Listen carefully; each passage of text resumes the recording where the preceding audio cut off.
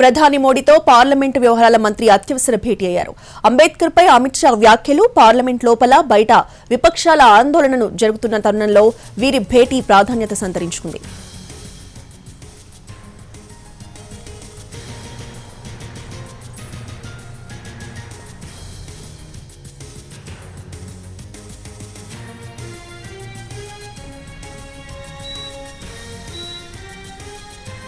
ప్రధాని మోడీతో పార్లమెంటు వ్యవహారాల మంత్రి అత్యవసర భేటీ అయ్యారు. ఈ భేటీకి సంబంధించిన పూర్తి అప్డేట్స్ ని ఢిల్లీ నుంచి మా ప్రతినిధి రాజు అందిస్తారు. రాజు,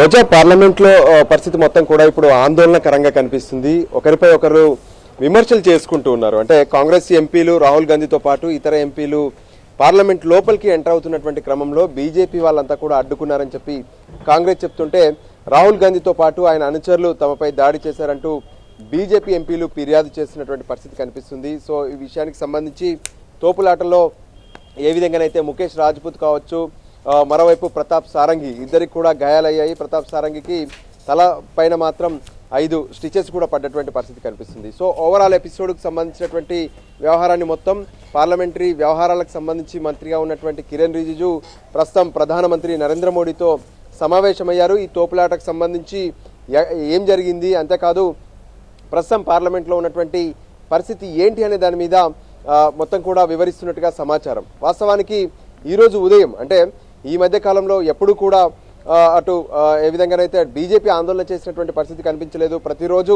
కాంగ్రెస్ దేశంలోని సమస్యలపైన ఆందోళన చేస్తూనే ఉంది. అయితే అంబేద్కర్కి సంబంధించినటువంటి అంశం, ప్రత్యేకంగా రాజ్యానికి సంబంధించి రాజ్యాంగం, దాంతోపాటు 75 ఏళ్ళు పూర్తయ్యాయి. దీనికి సంబంధించి సభలో చర్చ జరగాలన్నారు. దానికి అనుగుణంగానే లోక్సభలో 2 రోజుల పాటు, ఆ తర్వాత రాజ్యసభలో 2 రోజుల పాటు చర్చ జరిగింది.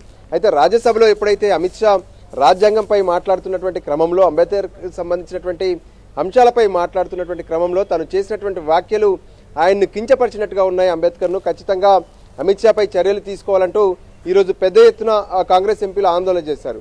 అదే సమయంలో కాంగ్రెసే అంబేద్కర్కు అన్యాయం చేసింది, కాంగ్రెసే కించపరిచింది అంటూ బీజేపీ ఎంపీలు కూడా ఆందోళన చేసినటువంటి పరిస్థితి కనిపించింది. దాంతో ఉదయం మొత్తం కూడా పార్లమెంటు వెలుపల పెద్ద ఎత్తున నినాదాలతో హోరెత్తినటువంటి పరిస్థితి కనిపించింది.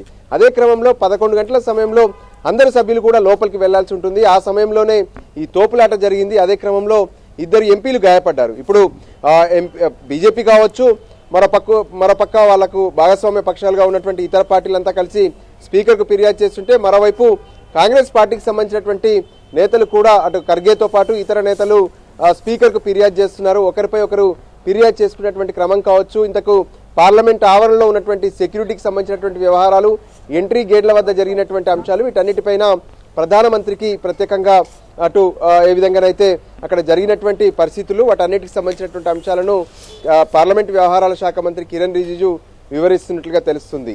రోజా, రైట్, థ్యాంక్ యూ రాజు. ప్రధాని మోడీతో పార్లమెంటు వ్యవహారాల మంత్రి అత్యవసర భేటీ అయ్యారు. అంబేద్కర్ పై అమిత్ షా వ్యాఖ్యలు, పార్లమెంటు లోపల బయట విపక్షాల ఆందోళన జరుగుతున్న తరుణంలో వీరి భేటీ ప్రాధాన్యతను సంతరించుకుంది.